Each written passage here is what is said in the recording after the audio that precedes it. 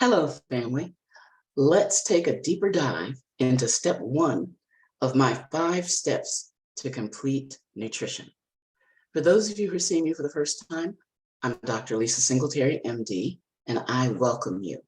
What I do is answer nutrition and heart health questions for individuals who are looking for holistic thoughts and ideas to achieve their optimal health. And I do that by combining my experience as a medical doctor with the latest in medical research in order to provide a practical framework that individuals can use for their overall holistic health and well-being. Now, getting the diet right, this is the foundation. If you're doing all the other things, all the other steps, but not this, you're wasting a lot of time, effort, and money trying to go up the down escalator. Or, as my father used to say when I was growing up, young lady, you're taking 1 step forward and 2 steps back. Well, we want to have all the steps going forward, right? And if you get this right, if you get the diet right, a whole lot of goodness will follow. You have trillions of gut bacteria, and they are very active. Feed them right, and you will be rewarded. Now, here's a little summary about the foods we want to avoid. What are the foods? Why are they bad? What do they do to the gut? So first, what are they?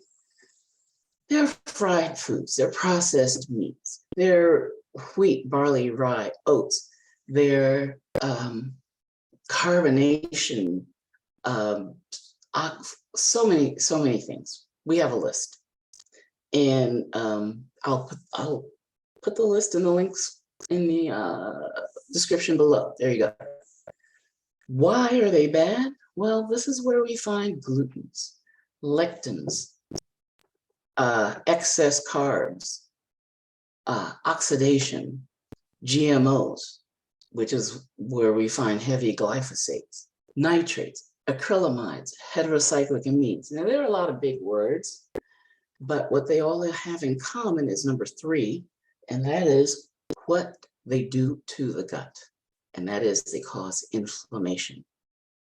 There's some other things too, but that's the number 1 underlying factor that can really make a difference in your health. And there are 2 huge consequences of gut inflammation. Number 1, absorption issues. Number 2, leaky gut. So what about number 1? Inflammation cripples gut function. Now, part of the job of the gut is to let the good stuff in. Once you have chewed the food and the stomach has macerated it and your enzymes have broken it down, now the good nutrition that was hopefully in that food, no guarantee, is absorbed across the gut lining. Inflammation blocks that function, the selectivity of it. The second huge consequence of gut inflammation is leaky gut.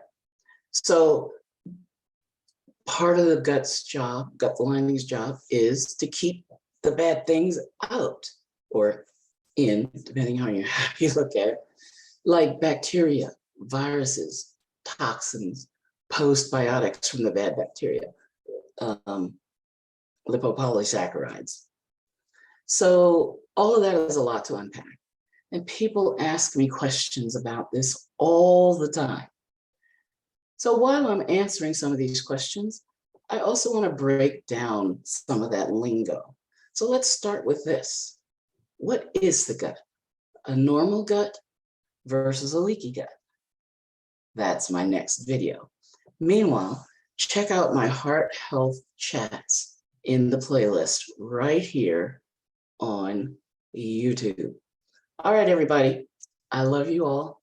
Thank you so much. And good night. Well, could be day when you're watching this, so have an awesome day. Love you all. Mwah.